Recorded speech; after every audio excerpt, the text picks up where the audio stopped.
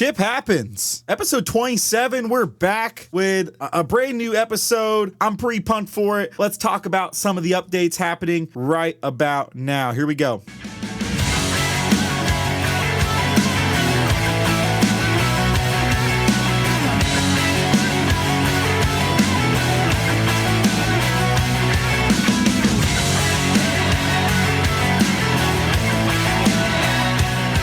So I honestly wasn't even going to record today. I didn't really, not that I didn't have a desire to record, but I really didn't have any content. I really didn't know what I was going to talk about with you guys. I was honestly waiting for some equipment to come through. So in case you guys didn't know, I won a grant through the county to bring or to enhance my classroom. And part of the grant was this podcast, recording and conducting interviews to give basically more content to students while they're distant learning. And it's been a long time coming. I won the grant in the beginning of the school year, and here we are in March just getting all the stuff set up. So to give you guys kind of a little geeky thing of what I got here, I am currently recording this in my office where I usually record it. I have a different sort of setup though. So I have a Rode Procaster, kind of customly set up and attached basically almost to like my window seal almost. I have my MacBook, which is controlling a lot of the stuff that we're actually going to listen to today. I also have a boom mic that is I believe it's an Audio Technica. It's a really nice microphone. I was using a Blue Snowball, and that was fantastic as well. But I think as time goes on, it's pretty cool. So I've been really pumped, and I don't honestly know how this is going to sound or come out. I'm assuming it's going to come out pretty well, and we should have a pretty good time. So today, a lot of stuff is going on. I just want to give you guys an update. I feel like a lot of the episodes have been scripted, and I want to almost kind of go away from that, and I want to go towards just how I'm feeling and how I'm doing and moving through. Chip happens, and so I want you guys to understand when Chip actually happens. You know what I'm saying? Yeah, I get you. Anyways, this whole year has been super busy. With meetings back to back to back. I really have no free time. And with my TikTok kind of popping off, it's also sucking away any of that remaining free time as well. But I'm still trying to make sure this podcast gets its due diligence. I've kind of put my YouTube on a back seat, almost like the back burner. I've been really focusing on this podcast and filming those fun little TikTok videos. I have a fun time doing the TikTok. It's less of a chore. It started to become one, I have 22,000 followers on TikTok. If you're here because of TikTok, welcome. I am actually going to post a video on TikTok. If you, for some reason, that video blows up, you have seen the video on Wednesday. I am currently recording this on Tuesday, or TikTok's algorithm might be a little bit off, but it should be pretty cool and stuff. But you'll see a little bit of the action there. Make sure, if you're not following me already, make sure you follow me at Twitter_Chip Happens or TikTok with Mr. Mr. Garibaldi, Garibaldi.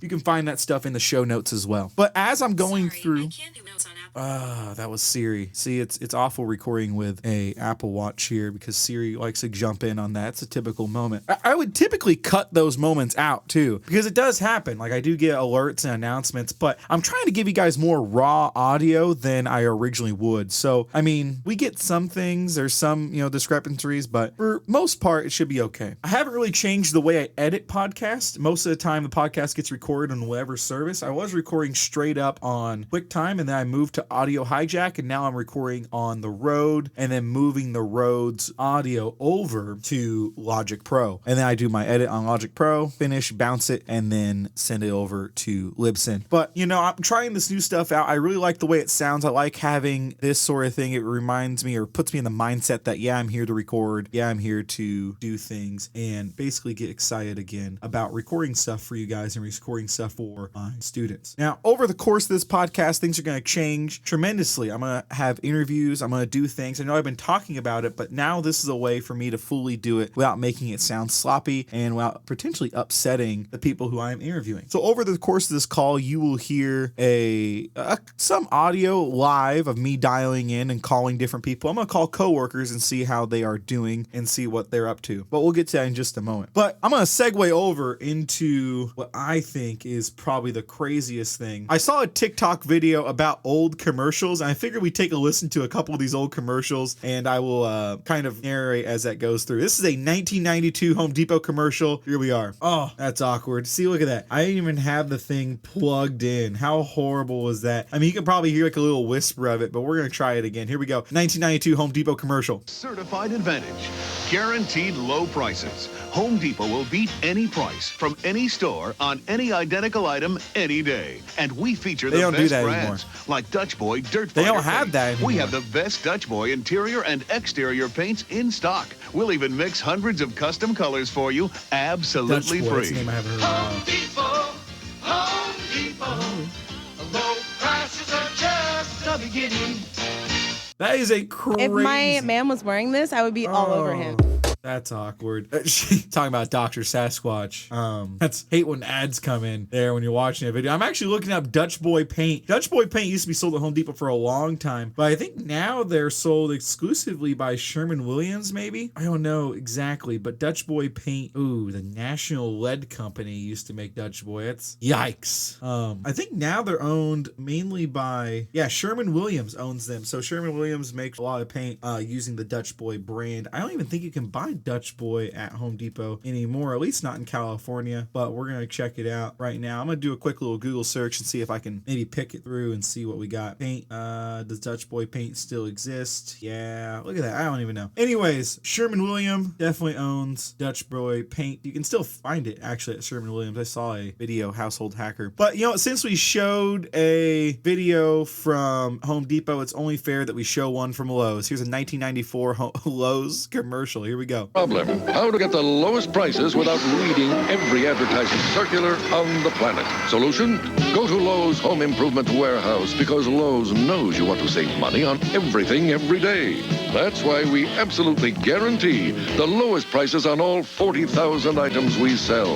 And you never have to shop around. So how do you always get the guaranteed lowest price? Lowe's, because Lowe's knows value.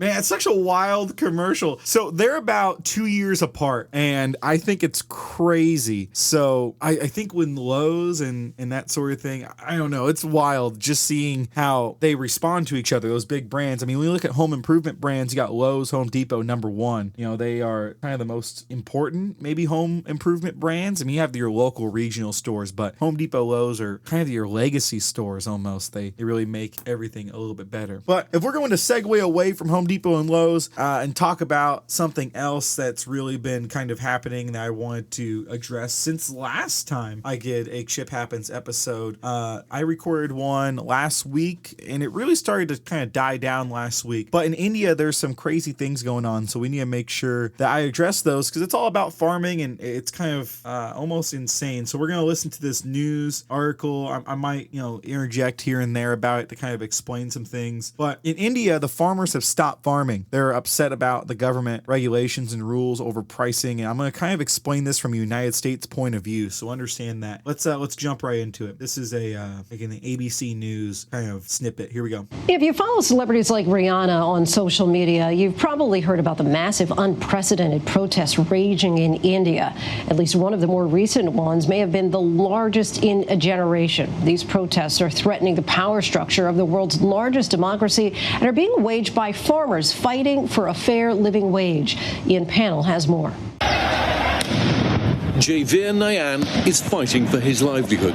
I'm going to pause it right now. I might go back to it, but I want to kind of explain in case they don't. So the government basically is trying to unify pricing for farmers. The United States farmers get paid a very low price per vegetable, and the price moves up or gets more expensive the more hands it transfers to the customer, right? We call it value added produce or value added meat. They're adding value to something, whether it be, okay, we sold you some lettuce. Okay, now we cleaned it. So since we cleaned it, we're going to have to charge you for that price. Same thing with meat, right? I sell a carcass, we cut the carcass up into quarters. Okay, now I gotta charge you for that. Now we cut the quarters into different kind of cuts. Now we charge you for that. Okay, now we seasoned it for you and trimmed it. Now I gotta charge you for that. So these farmers are upset, and I don't know, I haven't watched this video to see if they explain it, but just in case they don't, I want to explain that before we go. Let's get back to it. Joined hundreds of thousands of farmers who've packed up, left their homes and families to join what's being reported as the largest protest in the world.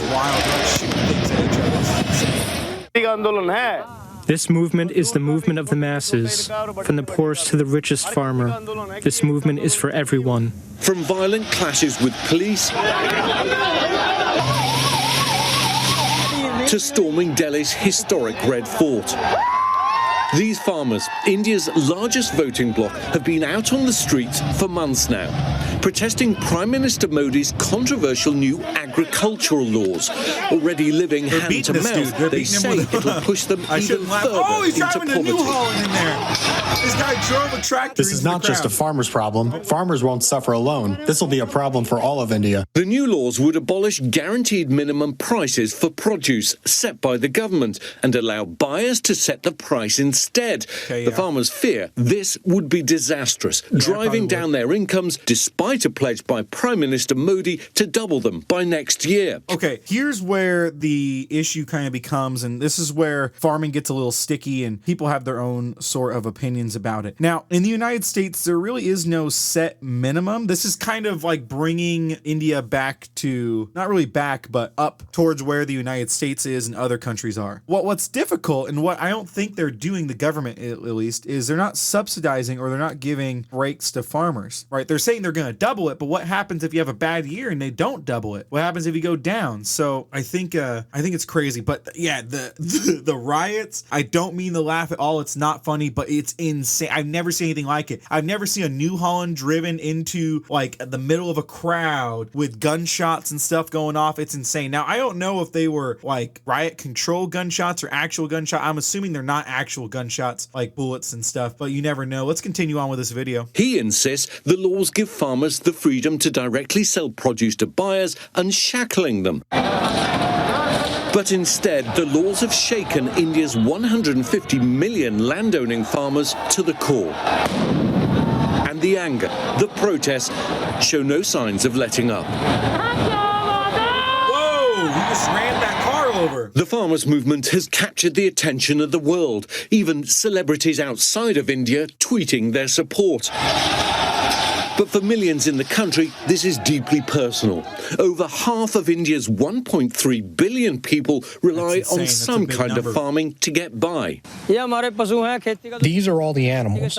They're very important to our farming. You gotta understand, India is the last report that came out, they weren't the number one. I think they have to be close to number one right now. The United States is number 3, China is number 1 or 2, depending on how it is. But that's a lot of people that rely on this farming. Now, I can understand, honestly, I really understand the law on this. It's trying to even out the playing field, give them a little bit more freedom. But the problem is, when you make drastic laws like this, people get lost in the sentiment of the law. They get lost in that there's a change, and people don't like change. Now, I can't tell you if this is going to be good or bad for farmers. I think only time will tell. But it's almost like, you know, California passing chicken regulations, that sort of thing. Let's move on. Let's continue on with this video. We only got a couple minutes left. It's thanks to them we have our livelihood.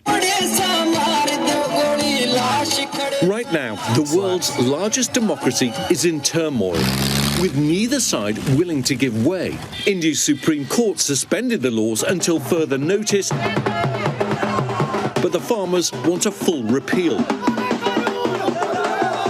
Thousands of them refuse to return home, instead staying in these sprawling makeshift camps on the edge of India's capital, poised to re-enter the city unless Modi repeals the new laws.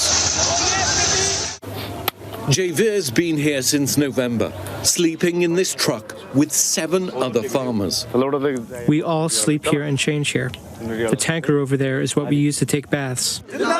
These protests have brought people together. People from all religions, Hindus, Muslims, Sikhs, Christians, now stand united with a sense of fraternity. There are politicians who try to divide us. They spread rumors about other communities. That's how they do politics. Otherwise, humankind is one.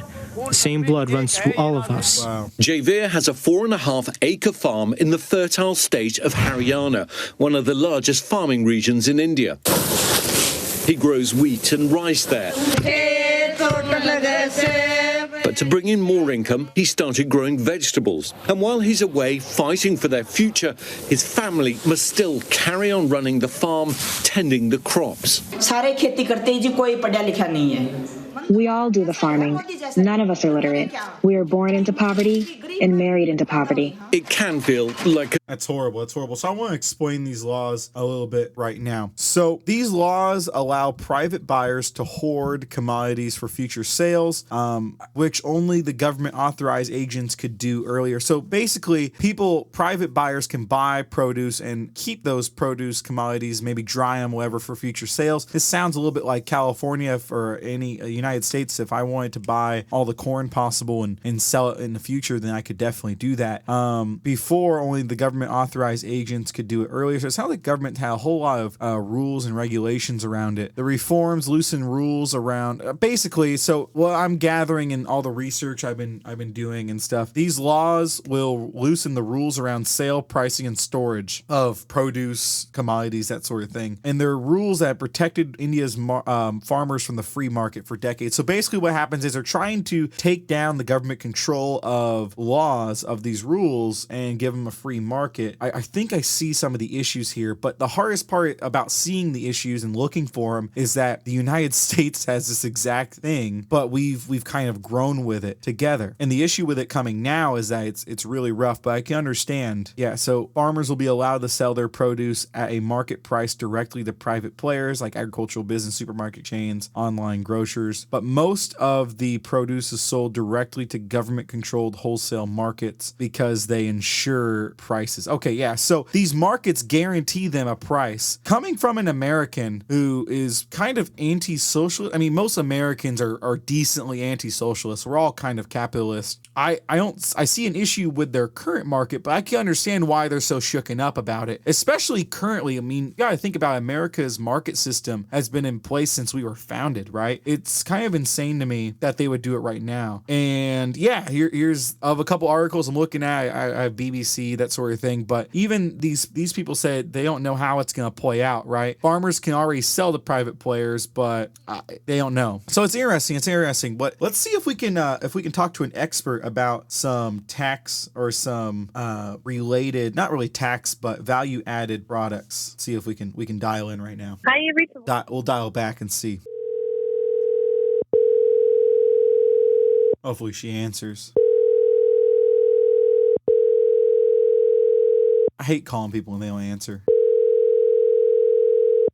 Miss Myrino didn't even answer. Okay, so I wanted to get a hold of someone to kind of answer this question or talk about it. Miss Myrino, our department head, she used to actually work as a butcher and she knows all about value-added products, but unfortunately we couldn't get her added to the call. Anyways, I think it's really interesting, everything going on in the world. I think it's very interesting what has been going on as well, and I think it's something to look at, right? It's something to look forward to, and I feel like these people, they need some clarification if they don't want it, right? Just like us, if people don't want those rules or regulations, then they shouldn't be forced to have it, right? That's what the free market should be about, right? If we want these regulations, then we vote for them in. These people didn't vote for this regulation. They liked what they had, so why would they change it, you know? I can understand why they would. It makes sense to me as an American, as someone who is, decently familiar with farming. It makes complete sense, but I digress, I understand and I feel for these people. I think it's insane what's going on, and I hope for the best for them. Anyways, guys, I thank you guys so much for listening. Next week, we'll have something else for you guys. I'm excited to see how this goes. I'm excited to turn this podcast into something better. I'm excited to read and look forward to more time with you guys, right? All right. Until next time, this has been Ship Happens. I will see you guys in the next video. Peace.